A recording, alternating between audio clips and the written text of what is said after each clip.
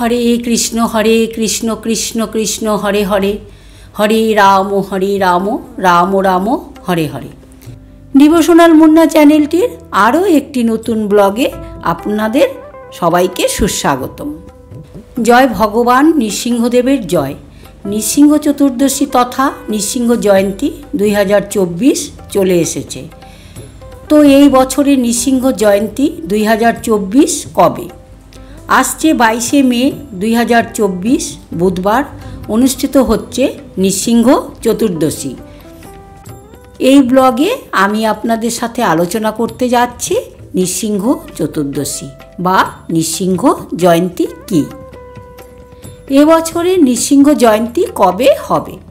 নৃসিংহ চতুর্দশীর সময়সূচি কী? নৃসিংহ চতুর্দশী ব্রতের সংকল্প মন্ত্রই বা কী? শ্রী নৃসিংহ স্তব ও প্রণাম মন্ত্র কী? শ্রী নৃসিংহ চতুর্দশীর ব্রত মাহাত্ম্য কী? শ্রী নৃসিংহ চতুর্দশী ব্রত নিয়ম কী? নিজ বাড়িতে কীভাবে পালন করবেন? আর এই সকল বিষয়ই এই ভিডিওর মাধ্যমে আমি আপনাদের সাথে আলোচনা করতে চলেছি। ভিডিওটি স্কিপ না করে পুরো ভিডিওটি দেখার অনুরোধ রইল। প্রথমেই নৃসিংহ জয়ন্তী কী? পুরাণ কথা অনুযায়ী বৈশাখ মাসে শুক্লপক্ষের চতুর্দশী তিথিতে ভগবান বিষ্ণু তার চতুর্থ অবতার রূপ ধারণ করেছিলেন। এই তিথিতেই ভগবান বিষ্ণু মর্তে আবির্ভূত হয়েছিলেন অর্ধসিংহ অর্ধমানব অবতার রূপে। সেই জন্য তার এই রূপটি নৃসিংহ নামে পরিচিত। এবার জেনে নেই 2024 সালের নৃসিংহ জয়ন্তীর বিস্তারিত সময়সূচি। বিশুদ্ধ শাস্ত্রীয় সিদ্ধান্ত ও চান্দ্রপঞ্জিকা অনুযায়ী নৃসিংহ চতুর্দশী আরম্ভ ইংরেজির 21শে মে 2024 মঙ্গলবার। বাংলাদেশ সময় অনুযায়ী সন্ধ্যে 6টা 9 মিনিটে আর ভারতীয় সময় অনুযায়ী অপরাহ্ন 5টা 39 মিনিটে। নৃসিংহ চতুর্দশীর শেষ ইংরেজি 22শে মে 2024 বুধবার। বাংলাদেশ সময় অনুযায়ী দিবাগত রাত্রি 7টা 17 মিনিটে আর ভারতীয় সময় অনুযায়ী সন্ধ্যে 6টা 40 মিনিটে।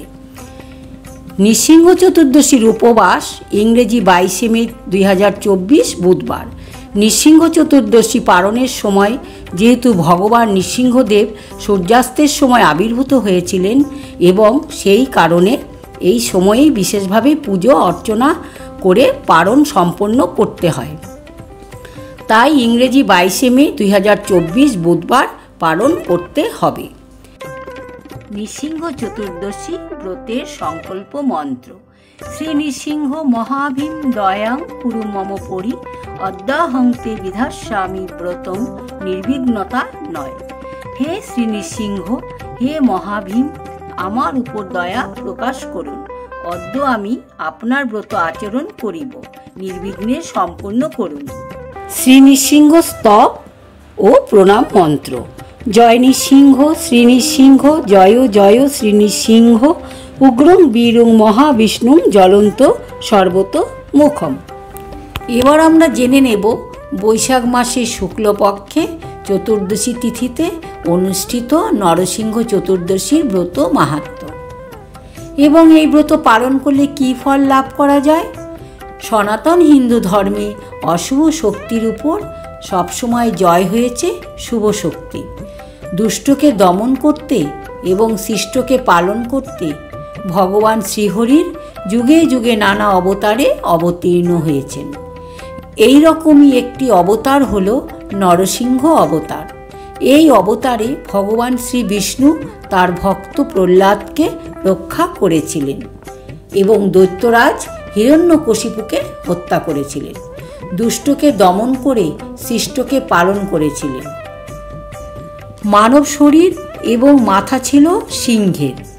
সিংহ এবং মানুষ সম্মিলিত এই অবতার নরসিংহ জয়ন্তীতে ভগবান শ্রীহরির এই অবতারের পুজো করলে বলা হয় জীবনের দুঃখ, কষ্ট, ব্যর্থতার মতো অশুভ প্রভাব কেটে যায়, শত্রু নাশ হয় এবং বিজয় লাভ হয়। বৈশাখ মাসের শুক্লপক্ষের চতুর্দশী তিথিতে ভগবান শ্রীবিষ্ণুর নরসিংহ অবতার পৃথিবীতে আবির্ভূত হয়েছিল। এই কারণেই এই দিনটি নরসিংহ জয়ন্তী হিসাবে বিখ্যাত।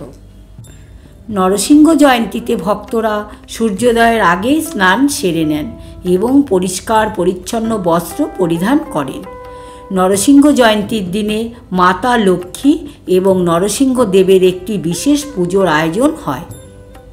সেই সঙ্গে করতে হয় মনোযোগ সহকারে প্রার্থনা। পুজো শেষ হলে মাতা লক্ষ্মী এবং নরসিংহ দেবকে নারকেল, মিষ্টি ফল এবং কেশরী নৈবেদ্য দেওয়া হয়। নৈবেদ্যে বিশেষভাবে তুলসী পাতার ব্যবহার হয়, কারণ তুলসী পাতা ছাড়া ভগবান শ্রীহরির পুজো অসম্পূর্ণ। এই দিনে অনেক ভক্তরাই উপোস রাখেন।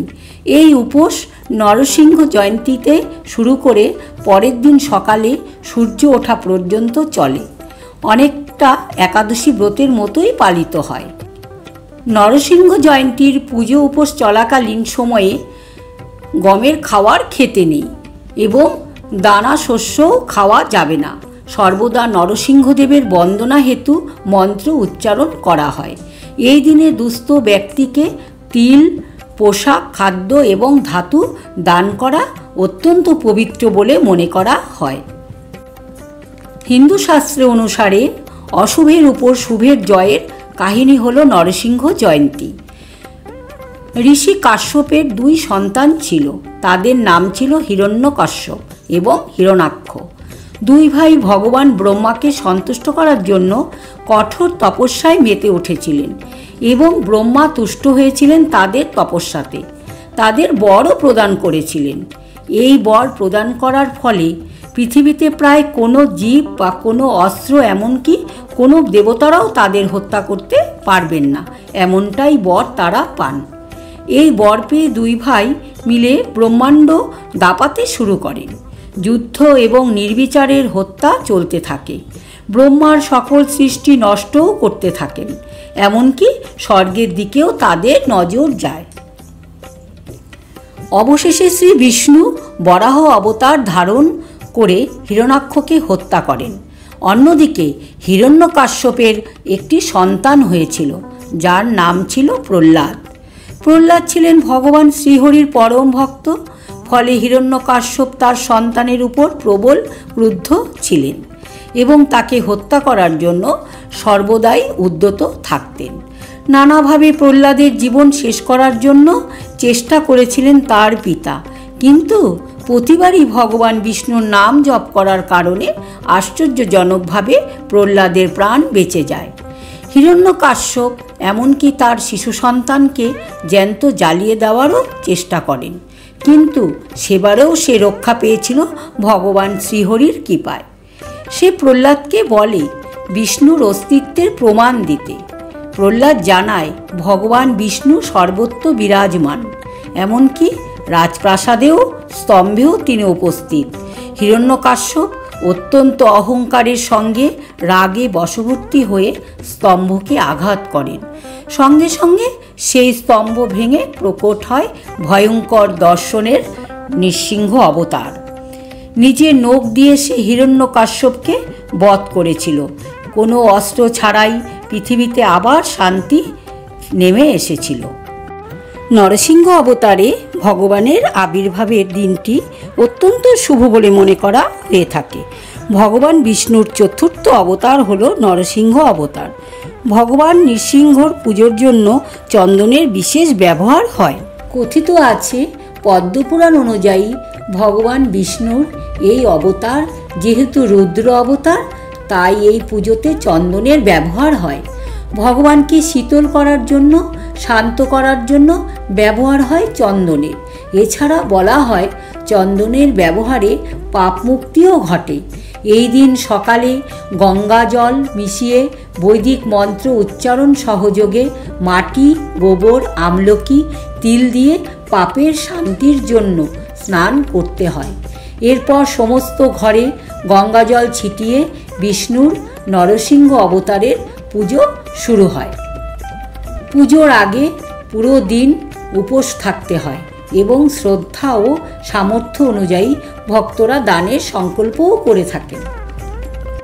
উপোস থাকাকালীন সারাদিন রাগ করতে নেই এবং ঘুমাতেও নেই। দিনে একবারই অন্ন গ্রহণ করার কথা বলা হয়েছে। সন্ধে নাগাদ সূর্যাস্তের আগে স্নান সেরে নৃসিংহদেবের পুজো করা হয়। অভিষেক করে প্রসাদ বিতরণও করা হয়। সন্ধ্যার সময় পূজা করার সময় পূজার বেদিতে চাল রেখে তার উপর ঘট স্থাপন করেন ভক্তরা। ঘট অথবা তার পাশে নৃসিংহের মূর্তি বা ছবি রাখা হয়। পঞ্চামৃত, দুধ, গঙ্গাজল দিয়ে ভগবান নৃসিংহের অভিষেক করা হয়। এরপরে চন্দনের প্রলেপ লাগানো হয়। চন্দন শীতলতা প্রদান করে। এর ব্যবহার ছাড়া পুজো অসম্পূর্ণ। তুলসী পাতা, কর্পূর এবং সমস্ত সামগ্রী অর্পণ করা হয় নরসিংহদেবকে। ধূপ ধুনো দেখিয়ে নৈবেদ্যও দেওয়া হয় এবং আরতি করা হয়। প্রসাদ বিতরণের পরে নিজে প্রসাদ গ্রহণ করবেন। বৈষ্ণব সম্প্রদায় ভগবান নৃসিংহদেবের বিশেষ পুজোর আয়োজনও হয়। এছাড়া দক্ষিণ ভারতে নৃসিংহ পূজার প্রচলন দেখা যায়। হিন্দুদের বিশ্বাস অনুযায়ী নরসিংহ বা নৃসিংহ মহারক্ষক। তিনি ভক্তদের তার প্রয়োজনের সময় সদা সর্বদা রক্ষা করেন। বলা হয়, বৈশাখ মাসের চতুর্দশী তিথিতে ভগবান শ্রীহরির এই বিশেষ পুজো করলে ভক্তরা সবসময়ই দুরারোগ্য ব্যাধি থেকেও মুক্ত হতে পারে। সে সকল আনন্দ ভোগও করতে পারে, সকল প্রকার পাপ থেকেও মুক্তি লাভ করতে পারে এবং পরম বিকাশ লাভ করতে পারে। আজকের পর্ব এই পর্যন্তই। পরবর্তী পর্বে আবার নতুন একটি বিষয় নিয়ে হাজির হব তোমাদের কাছে। ভিডিওটি কেমন লাগলো কমেন্টের মাধ্যমে জানাবেন। ভিডিওটি ভালো লেগে থাকলে লাইক করে আমার সকল বন্ধুদের কাছে পৌঁছে দেবেন। রাধে রাধে।